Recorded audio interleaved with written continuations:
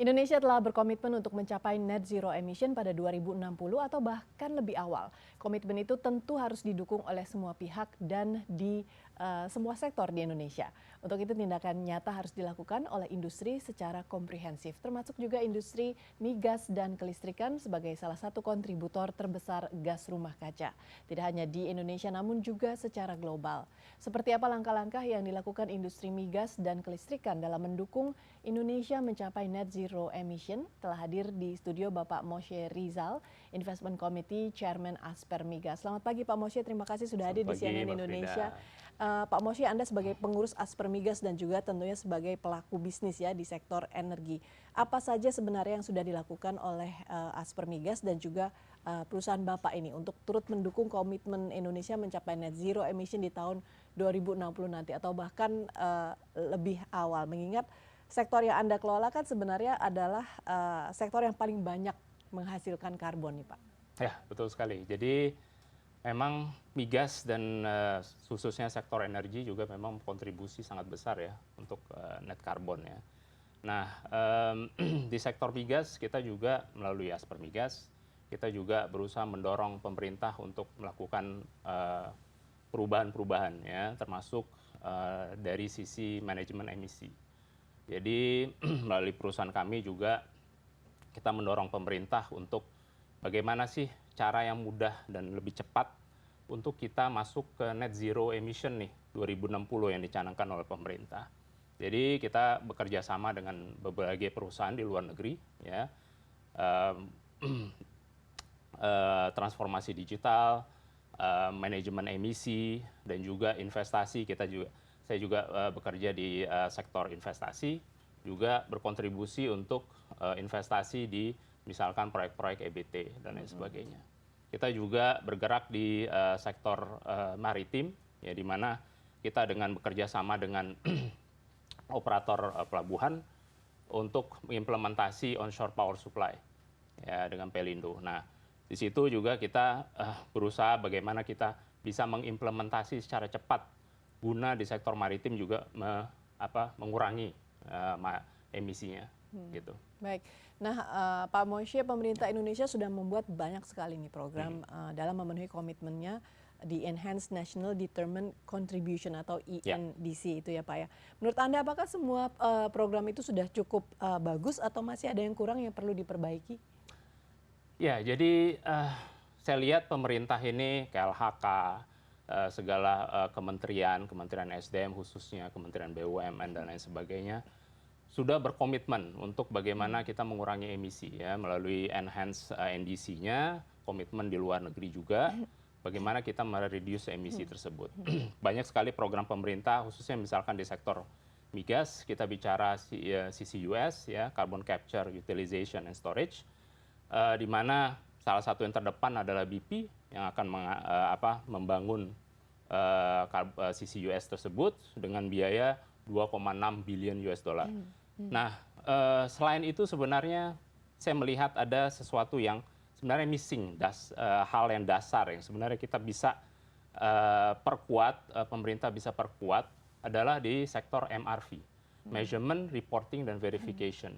Nah, itu sangat-sangat penting di mana di luar sana di negara-negara barat itu sudah diimplementasikan secara setiap tahun ya, di mana pengukuran karbon itu tidak hanya berdasarkan perhitungan tapi juga pengukuran nyata di lapangan. Nah, itu harus ditekankan oleh pemerintah untuk diadopsikan di berbagai industri di Indonesia ini. Iya, nah Anda sudah singgung soal MRV yaitu Measurement, Reporting, dan Verification. Dan pemerintah Indonesia sudah mengadopsi hal tersebut. Tapi apakah sudah berjalan dengan baik nih Pak selama ini MRV ya, di memang Indonesia? regulasi dari KLHK sudah ada. Ya, apalagi regulasi yang terbaru 2022 mengenai ekonomi karbon itu sudah menyampaikan bagaimana dianjurkan untuk melakukan MRV ya, Measurement, Reporting, Verification. Tapi kita lihat di lapangan bahwa MRV ini masih belum teradopsi atau dilaksanakan secara konkret.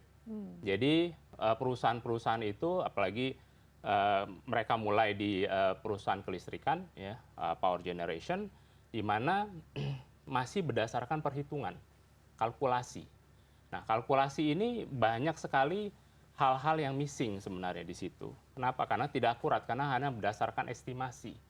Ya, sedangkan bukan real seberapa besar sih karbon yang di-emit ya di sektor tersebut.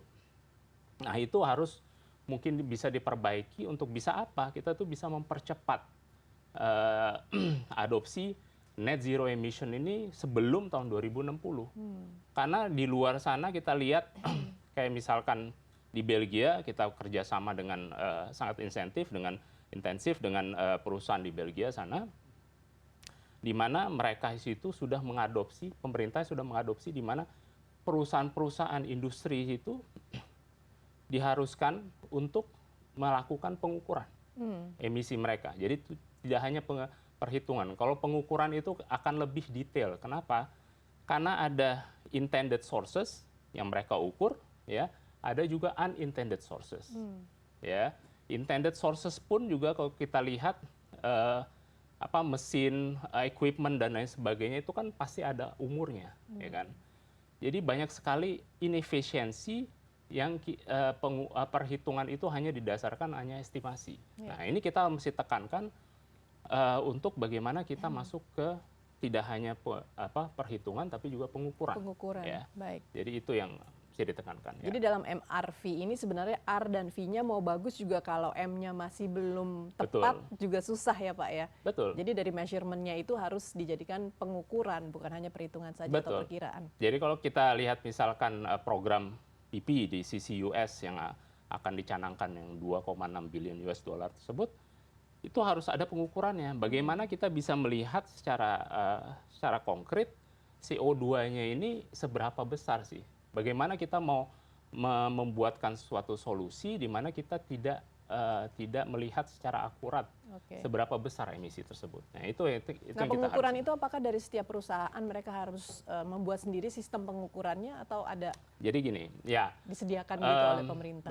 Betul. Kita udah berdiskusi dengan pemerintah banyak untuk bagaimana kita bisa mengadopsi ya dari sisi regulasinya. Karena kalau kita bicara Dirjen, Kementerian itu bagaimana polisinya, ya bagaimana regulasinya mengadopsi. Kita kasih contoh, misalkan dengan Belgia. Belgia itu sangat luar biasa penerapannya dari sisi MRV-nya, di mana mereka mengharuskan ya semua perusahaan untuk mengadopsi MRV. Jadi melakukan pengukuran secara berkala setiap tahun dan dilaporkan ke pemerintah. Nah, yang pemerintah lakukan bukan menerapkan misalkan, perusahaan ini harus segini limitnya. Bukan. Mereka hanya melihat niat dari perusahaan tersebut. Bagaimana mereka statusnya saat ini dan tahun depan itu harus ada penurunan karbon. Jadi bukan pemerintah menerapkan, pokoknya karbonnya tidak boleh untuk sektor ini, tidak boleh lebih dari segini. Bukan, tapi mereka mendorong di mana setiap perusahaan itu melakukan perubahan, progresnya. Jadi yang mereka lihat, yang mereka ukur dari sisi ada reward dan punishment-nya itu adalah progresnya. Nah, itu akan lebih nyaman bagi para industriawan, di mana mereka tidak diharuskan harus limit, tapi mereka harus menunjukkan progres dan menunjukkan niatnya. Gitu. Nah, kan tidak hanya di sektor kelistrikan atau yang lain-lainnya yang menghasilkan banyak karbon, tapi juga di sektor lain semua harus turut membantu upaya pemerintah mencapai zero emission ini ya Pak. Betul. Ya. Nah, seperti di sektor maritim misalnya, apalagi yang menurut Bapak ini bisa membantu mempercepat pencapaian target tersebut? Ya, kayak di sektor maritim, kita lihat sektor maritim itu kontribusinya sangat besar. Kita memang ini negara kepulauan ya. Jadi sektor maritim itu sangat kuat di Indonesia dan itu berkontribusi sekitar 19% dari total emisi Indonesia. Nah, bagaimana kita mengurangi itu? Ya, karena kalau dibilang kita harus merubah semua kapal menjadi kapal listrik susah. Di luar sana juga bingung, belum bisa gitu ya. Jadi satu-satu yang kita targetkan adalah pemerintah targetkan juga adalah green port, pelabuhan hijau. Nah, bagaimana kita bisa mencapai status pelabuhan hijau tersebut? Ya, pemerintah bilang oke, kita pasang solar PV, kita elektrifikasi semua crane dan semua forklift-nya misalkan. Tapi yang kita lihat adalah bahwa lebih dari 70%, malah hampir 80% emisi itu bukan datang di area pelabuhan ya, bukan datang dari pelabuhannya, tapi dari kapal yang bersandar. Oke.